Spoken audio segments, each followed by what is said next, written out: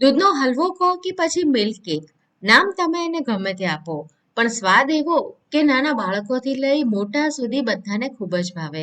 તો આજે આપણે મીઠાઈવાળાની દુકાનમાં મળે છે ને એવો દૂધનો હલવો ઘરે તૈયાર કરીશું.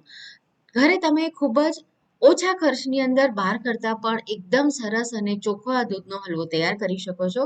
બહાર જે હલવો લાવો છો એના જેવું જ ટેક્સચર, એના જેવો જ કલર આવશે અને ફક્ત 3 જ વસ્તુનો ઉપયોગ કરી અને તમે આ દૂધનો હલવો ઘરે તૈયાર કરી શકો છો એકદમ સરળ રીતે. હું છું હેતલ, કિચન ક્રાફ્ટમાં તમારા બધાનું હાર્દિક સ્વાગત છે. તો ચલો આજની મજેદાર રેસીપી બનાવવાનું શરૂ કરીએ. દૂધનો હલવો તૈયાર કરવા માટે અત્યારે મેં કઢાઈ લીધી છે મોટી, એની અંદર આપણે થોડું પાણી રેડી દઈશું એટલે દૂધ આપણું નીચે ચોંટે નહીં. અને દૂધ તમારે છે ને જે ફૂલ ફેટનું આવે ને એ લેવાનું છે. એટલે કે એની અંદર જે ફેટ કન્ટેન્ટ હોય ને એ વધારેમાં વધારે હોય એ લેવાના છે. એટલે આપણો દૂધનો હલવો એકદમ સરસ બને. તો અત્યારે મેં જે E2 બફેલો મિલ્ક આવે છે ને એ લીધું છે. તમે કોઈ પણ સારી બ્રાન્ડનું દૂધ જેની અંદર ફેટ કન્ટેન્ટ વધારે હોય એ લઈ શકો છો. તો અત્યારે હું 4 લીટર દૂધમાંથી આ હલવો તૈયાર કરવાની છું. તમે ઘરે ઓછી ક્વોન્ટિટીમાં પણ બનાવી શકો, પણ આપણને જે કલર જોઈતો હોય છે ને, તમે જોયું હશે દૂધના હલવાની અંદર વચ્ચેનો જે કલર હોય ને થોડો ડાર્ક હોય છે. તો એવો ડાર્ક કલર લાવવો હોય ને તો આપણે થોડી વધારે ક્વોન્ટિટીમાં બનાવીએ ને તો જ આપણને એવું રિઝલ્ટ મળશે. તો અત્યારે મેં અહીંયા આગળ 4 લીટર ફૂલ ફેટ દૂધ લઈ લીધું છે. તમે 1 લીટર 2 લીટરમાંથી પણ બનાવી શકો છો. એકદમ સરસ બનશે. હા, કલરની અંદર તમને થોડું આના કરતાં લાઇટ જોવા મળશે બસ, બાકી સ્વાદમાં કોઈ જ ફરક નહીં પડે. હવે દૂધ વધારે છે તો હું શું કરીશ એને કે એક મોટી કઢાઈમાં મૂકવાના બદલે 2 કઢાઈમાં મૂકી દઈશ. તો મેં અત્યારે એક નાની કઢાઈ પણ લઈ લીધી છે. તો લગભગ 1.5 લીટર જેટલું દૂધ હું આ કઢાઈની અંદર મૂકીશ અને બાકીનું જે દૂધ છે ને એ મોટી કઢાઈમાં મૂકીશ. એટલે શું થશે કે બંને દૂધ એકસાથે ઉકળવા લાગે અને આપણું જે કામ છે એ ઝડપથી થઈ જાય. કારણ કે આપણી પાસે જો મોટી કઢાઈ હોય પણ આપણા ગેસના બર્નર તો એટલા મોટા ના હોય તો શું થાય કે વાર લાગે.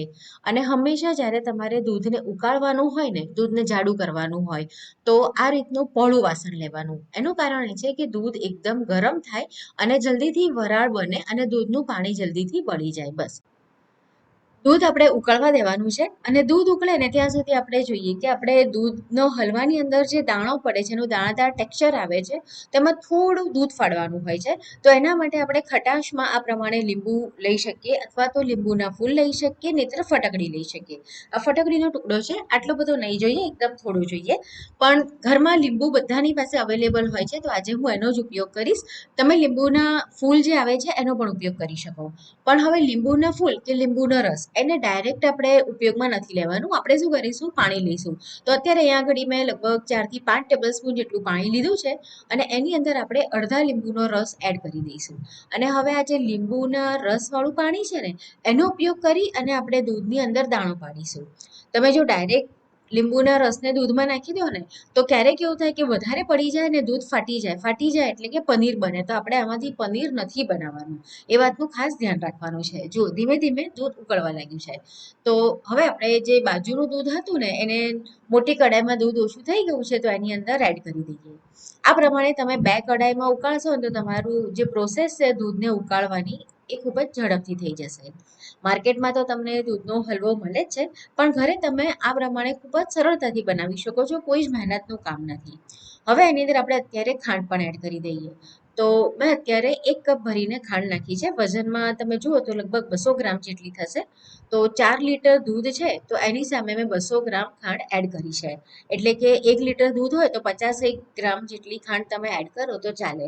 તમને મીઠાશ જે પ્રમાણે જોઈતી હોય એ પ્રમાણે મેં અહીંયા મીડિયમ રાખ્યો છે. તમને જો વધારે મીઠું ગમતું હોય એટલે કે સ્વીટનેસ જોઈતી હોય તો તમે લગભગ 1/2 કપ જેટલી ખાંડ પણ નાખી શકો. અને હવે આપણે જે પાણી તૈયાર કર્યું છે ને એ આ રીતે ચમચીથી થોડું થોડું નાખવાનું છે. યાદ રાખજો, એ પાણી પણ આપણે એકસાથે નથી નાખવાનું, આ રીતે થોડું થોડું નાખવાનું છે. તમે થોડું પાણી નાખશો ને એટલે તમને પહેલાં તો એવું જ લાગશે કે આમાં કંઈ ફરક નથી પડ્યો, પણ જેમ જેમ દૂધ ઉકળશે ને આપણે આ જ પ્રમાણે એની અંદર લીંબુના રસવાળું પાણી એડ કરતા જઈશું એટલે તમને હલકો દાણો પડતો હોય ને એવું દેખાશે. તો આ પ્રમાણે તમારે પ્રોસીજર કરવાની છે અને દૂધને ઉકાળવાનું છે.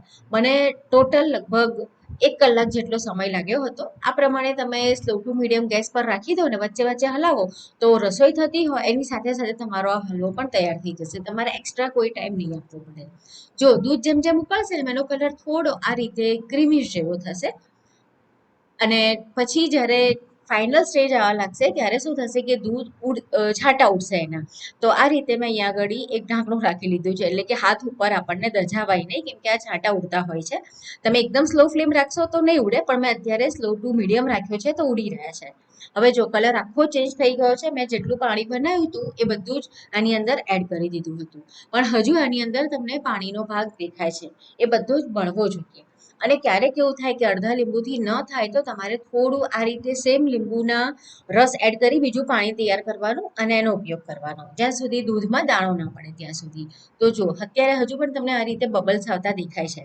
તો હવે આ સ્ટેજ ઉપર આપણે ગેસની ફ્લેમને મીડિયમ અને હાઈની વચ્ચે કરવાની છે, અને દૂધને આપણે એની અંદર જે પણ પાણીનો ભાગ રહ્યો છે બધો બાળી લેવાનો છે. અને તમે જ્યારે પ્રોસીજર કરશો ને ત્યારે શું થશે કે એનું જે ટેમ્પરેચર છે ને એ પણ એકદમ વધશે. હવે અત્યારે મેં અહીંયા આગળ ફ્લેવર માટે ઇલાયચી પાવડર એડ કર્યો છે 1 ટીસ્પૂન, અને 1/4 કપ આપણે અહીંયા આગળ ઘી એડ કરવાનું છે. ઘીથી શું થશે, એકદમ સરસ શાઇનિંગ આવશે, અને સાથે એની અંદર મોઇસ્ચર રહેશે, એટલે કે દૂધનો હલવો બનાવ્યાના 3જા-4થા દિવસ પછી પણ એકદમ સરસ મોઇસ્ટ રહેશે.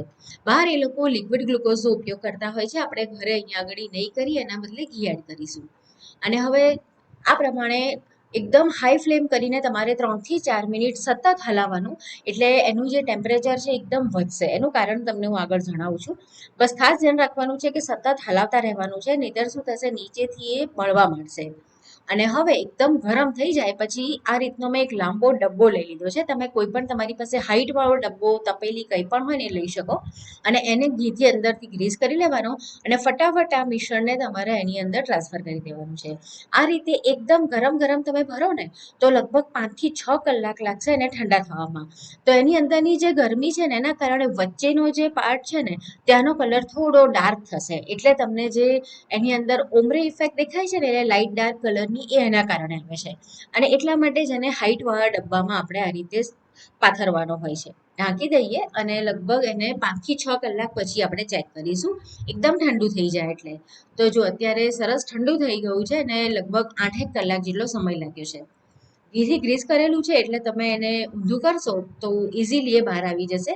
પણ પહેલાં આપણે ખાલી સાઈડમાંથી આ રીતે થોડું એને અલગ કરી લેવાનું, એટલે કદાચ જો ક્યાંક જગ્યાએ થોડું સ્ટીક થયું હોય તો એ નીકળી જાય, અને ઇઝીલી તમે એને અનમોલ્ડ કરી શકો. બિલકુલ જ વાર નથી લાગતી. તો આ રીતે એક પ્લેટ અથવા તો આવી રીતનું કોઈ પણ બોર્ડ લઈ લેવાનું, અને તમારે એની અંદર એને ઊંધું કરી દેવાનું. ઉપરથી ટેપ કરશો એટલે ઇઝીલી એ બહાર આવી જશે. તો જો કેટલો સરસ જે બહાર મળે છે ને એના જેવો જ તૈયાર થયો છે. અને હવે આપણે એને કટ કરીએ તો એમાં તમને અંદર કલર છે ને વચ્ચેનો ડાર્ક પણ દેખાશે, અને સાઈડમાં આ રીતે હાથ તમારે રાખી મૂકવાનો એટલે તૂટી ન જાય. અને આ પ્રમાણે ચપ્પુથી તમે એને કટ કરો તો એકદમ સરસ અંદરનો જે કલર છે એ ડાર્ક થયેલો દેખાશે. જુઓ, જે આપણે બહાર લઈને આવીએ છીએ ને સેમ એના જેવી ઇફેક્ટ છે, કે વચ્ચેનો ડાર્ક કલર અને આજુબાજુની બોર્ડર છે લાઇટ કલરની. હવે આપણે એના પીસ તૈયાર કરી લઈએ. આ દૂધના હલવાને તમે બહાર 5 થી 6 દિવસ સ્ટોર કરી શકો છો, અને ફ્રીજમાં 10 થી 12 દિવસ સુધી એ ખરાબ નથી થતો, જો બચી જાય તો. કારણ કે એટલો ટેસ્ટી બને છે કે 2 દિવસમાં જ આખો ખતમ થઈ જાય છે.